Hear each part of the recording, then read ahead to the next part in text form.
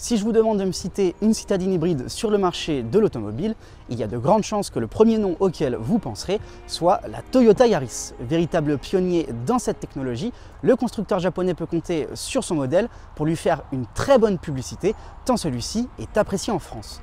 Mais aujourd'hui, la Yaris va devoir faire face à un adversaire de retour sur le ring avec un nouveau look.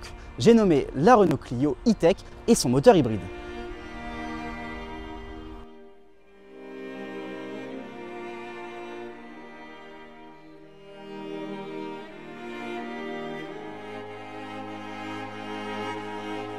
Mais avant toute chose, laissez-moi vous dire bonjour à tous et bonjour Pierre. Salut Benjamin. Alors on a derrière nous deux stars du marché français de la citadine et la petite particularité du jour, c'est qu'on a deux finitions sportives. La Renault Clio est en finition Esprit Alpine et la Toyota Yaris en finition GR Sport. Alors déjà en termes de gabarit, Pierre, est-ce que tu peux en dire un petit peu plus sur les deux modèles? Alors oui, ça reste deux petites voitures. Ta Yaris, elle fait 3,94 m de long. Donc c'est tout de même 12 cm de moins que ma Clio. Mais je crois savoir que ma citadine, elle braque même mieux que ta Yaris en ville, mais ça on y reviendra un peu plus tard. Bon et sinon au niveau du design, parle-moi un petit peu de ta Yaris qui a déjà 3 ans je crois. Et oui, cette dernière génération de la Toyota Yaris, elle date de 2020 déjà, c'est dire si le temps passe vite. Et pourtant, elle porte très bien son titre de GR Sport au niveau du look. Elle a un style hyper agressif avec beaucoup de caractère. Il y a pas mal de relief sur le véhicule, que ce soit à l'avant, de profil ou sur la face arrière. Les feux aussi, en 3 parties très allongées, lui donnent un regard très perçant. Sur cette finition GR Sport, vous aurez le droit à une calandre et un diffuseur exclusif, ainsi qu'à une peinture biton noire de série. On a aujourd'hui un très joli gris chrome. Et on retrouve quelques touches de rouge Gazoo Racing un peu partout sur le véhicule. Et bien entendu, le badge sur la calandre et sur la malle de coffre. Et enfin, pour finir, on a le droit à des jantes de 18 pouces spécifiques. Et toi alors du coup, Pierre, cette Clio, ça donne quoi? Et oui Benjamin, j'ai sous la main la dernière version de la Clio 5. Il s'agit de la version restylée, avec aussi la finition la plus haute, Esprit Alpine, et le plus gros moteur de 145 chevaux, l'E-Tech hybride. Alors ils ont changé complètement la face avant pour lui donner un peu plus de personnalité. Moi je la trouve un petit peu chargée, mais elle a beaucoup de caractère. Et sinon avec cette version Esprit Alpine, Renault a rajouté quelques touches de sportivité, notamment avec des jantes de 17 pouces, des badges exclusifs, une lame F1 à l'avant, mais aussi par exemple à l'intérieur plus d'équipements et notamment des sièges baquets sport. Justement, en parlant de sièges, je te propose qu'on aille voir l'intérieur de nos deux modèles et commençons par la Yaris et son habitacle. Allez, on y va, c'est parti.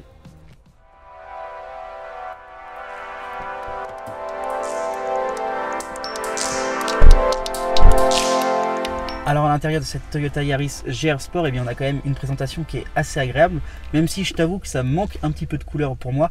On a quand même pas mal de plastique au niveau du tableau de bord qui est quand même un petit point noir pour une finition haut de gamme. Je te rassure, j'ai la même quand même dans ma Clio, même si j'ai un peu plus de tissu, on le verra après. Le tissu là il est plus présent sur les contreportes pour le coup. Mais cette Toyota Yaris, elle est quand même équipée d'un écran tactile central de 9 pouces avec des boutons physiques sur le côté gauche, notamment pour revenir sur les menus principaux de cet écran. Toyota n'a pas encore cédé au tout numérique, il y a même plein de petits boutons pour les commandes de climatisation. Cet écran central est accompagné d'un compteur numérique divisé en 3 parties, contrairement sur la Clio où c'est vraiment un très grand écran. Ouais, c'est assez marrant, on a là 3 petits compteurs, donc ça fait un petit peu gadget. Moi j'ai un vrai compteur de 9 pouces, mais bon, ça a son charme sur une version qui se veut un petit peu sportive en finition. Disons qu'avec ces faux compteurs ronds sur les côtés, ça les met beaucoup plus en valeur. Je pense que ça peut rebuter certaines personnes, mais je trouve que ça lui donne vraiment ce petit côté sportif à l'ancienne qui manque parfois sur certains véhicules en finition sportive justement. Et petit détail, on a plein de rappels à la sportivité à l'intérieur de cette Toyota Yaris GR Sport, à commencer par le badge qui est caché un petit peu partout dans l'habitacle. Je vous laisserai retrouver tous les éléments si jamais vous avez l'occasion de monter dans une Toyota Yaris GR Sport. On a aussi le droit à des surpiqûres rouges sur le volant et les sièges. Et justement, les sièges, ils sont en cuir synthétique perforé.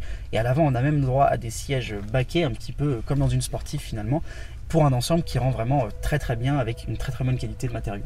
Oui, justement, tu parlais des sièges baquets. Et bien moi aussi sur ma Clio en version Esprit Alpine, j'ai des sièges qui sont pas trop mal, tu vas le voir. Et justement, on parle des sièges, mais moi je vais aussi te parler des sièges à l'arrière. Et c'est là que la Toyota Yaris par rapport à la Clio tire vraiment son épingle du jeu. Il y a plus d'habitabilité à l'arrière et notamment au niveau des jambes. Au labo d'Auto Plus, on a mesuré une distance entre le dossier du siège arrière et le siège avant de 71 cm, soit 4 cm de plus que dans la Clio. Mais en revanche, au niveau du volume du coffre, c'est là où ça pêche un petit peu, puisqu'on a droit à seulement 295 litres. Et je crois que la Clio fait pas beaucoup mieux. Et je te propose d'ailleurs d'aller monter dedans. Ouais, allons-y tout de suite. On y va.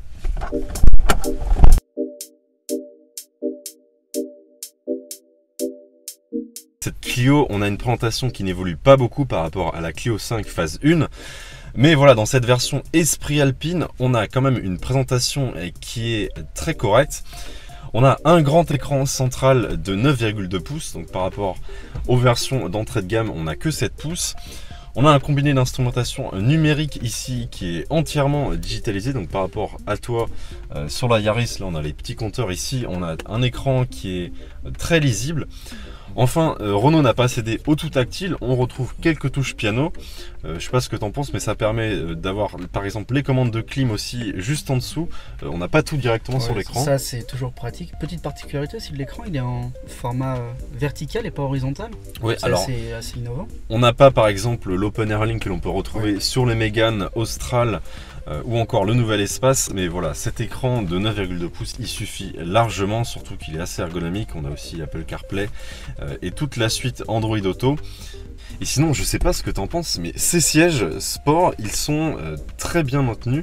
Moi je suis assez d'accord, tu es bien enveloppé dedans. Je pense que quand tu dois conduire ou même en tant que passager sur le côté, en cas de virage, tu n'as aucun problème de maintien latéral. Ouais, alors sur ta Yaris aussi, tu as un léger siège enveloppant, mais là je trouve que c'est encore plus marqué sur cette version Esprit Alpine. Et dernier détail qui tue, c'est par exemple ces drapeaux sur le tableau de bord. C'est quand même un comble quand on sait que c'est ta Yaris qui est produite en France.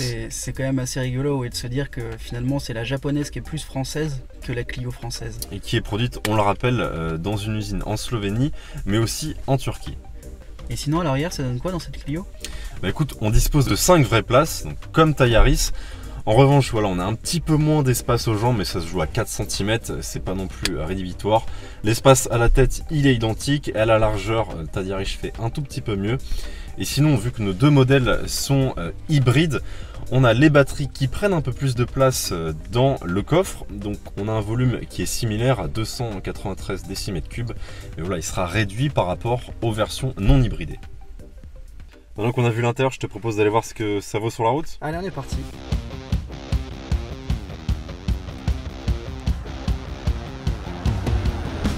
À bord de cette Clio hybride, les premières impressions qui nous viennent à l'esprit, c'est évidemment le confort de roulage. Donc avec cette motorisation 145 Full E-Tech hybride, on a un confort de roulage qui est maximisé. On a beaucoup de périodes en 100% électrique. Donc par exemple en ville à faible allure, là je suis à 30 km/h et le moteur thermique ne s'enclenche pas du tout.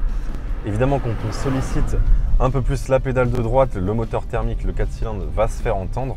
Mais dans la globalité, il reste très silencieux et il y a aussi une bonne insonorisation. Donc on a un confort de roulage qui est optimal. L'avantage de cette hybridation simple, c'est tout comme la Yaris, on n'a pas de câble de recharge, donc pas besoin de s'enquiquiner avec une recharge tous les soirs. Ici, on a juste à lever le pied pour regagner de la batterie et profiter donc des moments de silence à faible allure. L'avantage aussi d'une telle motorisation hybride, là où elle tire son épingle du jeu, cette motorisation, c'est bien évidemment au niveau des consommations.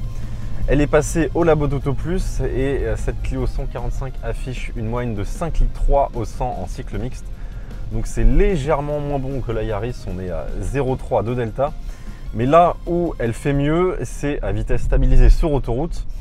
On est à 5,6 litres contre 5,9 litres sur la Yaris. Ça, c'est dû notamment aux 4 cylindres de cette Clio.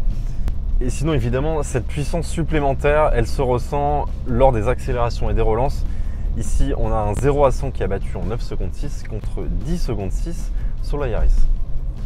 Et sinon, au volant de cette Clio, qu'est-ce que ça donne en termes d'agrément et de comportement? Eh bien, ça reste tout simplement la référence de sa catégorie. Elle est ultra polyvalente, elle peut être à la fois dynamique grâce à son châssis extrêmement rigoureux. On le connaît bien, ce châssis de Clio 5. Mais aussi, elle apporte un confort d'amortissement qui est remarquable. C'est aussi une référence sur la catégorie.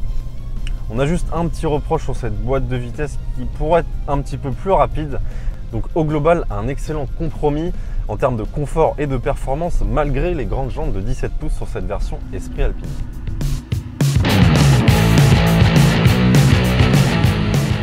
La Toyota Yaris, elle associe un moteur 3 cylindres en ligne avec un moteur électrique pour une puissance totale de 116 chevaux. C'est presque 30 chevaux de moins que la Renault Clio et c'est ce qui explique un petit peu son manque de vivacité par rapport à sa concurrente du jour. Néanmoins, cette Toyota Yaris, eh bien, elle est hyper agile et en plus, avec son petit gabarit, elle se faufile partout. Elle a quand même un rayon de braquage qui est moins bon que sa congénère française avec 11 mètres contre 10,8 mètres. Elle est équipée d'une boîte CVT que l'on connaît plutôt bien et surtout pour ses défauts. Elle a tendance à s'emballer dans les tours en cas d'accélération vraiment trop franche. Les suspensions sont aussi un petit peu fermes, mais en même temps, quand vous voulez jouer la carte GR Sport sur une Toyota Yaris, eh bien, il faut lui donner un petit peu de sportivité et ça passe aussi par l'état des suspensions. En termes d'aide à la conduite, on a la chance d'avoir un compteur tête haute de 10 pouces qui permet d'avoir directement sa vitesse sur le pare-brise et de ne pas baisser les yeux jusqu'au compteur. Et ça, c'est vraiment hyper agréable et hyper ergonomique.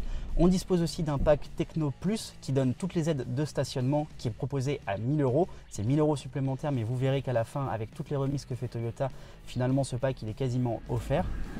Mais le gros point fort de cette Toyota Yaris, c'est bien évidemment ses niveaux de consommation. On a mesuré au Labo d'Auto Plus 4,1 litres au 100 km en ville et 5 litres en cycle mixte. C'est mieux que la Renault Clio, sauf sur autoroute où là, la Toyota Yaris est un petit peu plus gourmande avec 5,9 litres au 100 km. Mais ça, c'est surtout dû au fait qu'elle a un 3 cylindres plutôt qu'un 4 cylindres. Et justement en ville, cette Toyota Yaris, elle est capable de rouler en tout électrique facilement jusqu'à plus de 40 km/h sans sourciller. Et c'est ce qui explique ces taux de consommation assez bas et ça, c'est tout bénéfique pour le consommateur.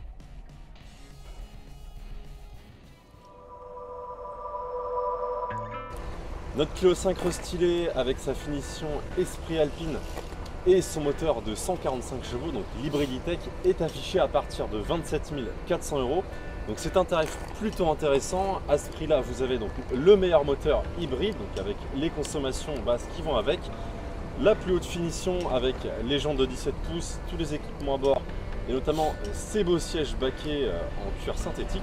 Et toi, je crois savoir que ta Yaris, elle est affichée un tout petit peu plus cher. Oui, la Yaris en finition GR Sport, elle est tarifée à 28 450 €. Mais souvent, Toyota fait énormément de remises sur ces modèles et la Yaris ne fait pas exception.